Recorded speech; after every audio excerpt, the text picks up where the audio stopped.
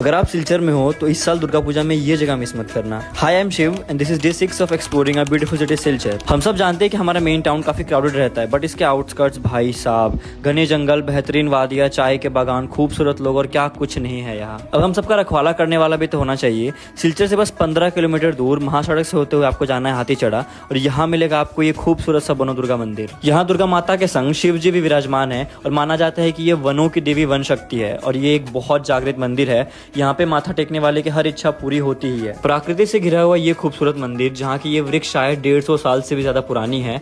यहाँ अक्सर प्रसाद वितरण होता रहता है और लोग कहते हैं कि यहाँ के पंडित जी बहुत ज्यादा ज्ञानी हैं। पूरे साल में यहाँ आप कभी भी जा सकते हो, बट यहाँ जाने का बेस्ट टाइम होता है दुर्गा पूजा। वो कहते हैं ना कि जब खास फूल खिलने लगे तो समझ जाना कि मास चैन। यहाँ जाते वक्त आपको पूरा रास्ता खास फूल मिल जाएगा एंड ट्रस्ट में वो फीलिंग ही कुछ अलग होगी। तो इस साल इस जगह को अपने बकेट लिस्ट में ऐड करना ना भूलें and don't forget to thank बनो दुर्गा माँ फॉर कीपिंग अस सेफ।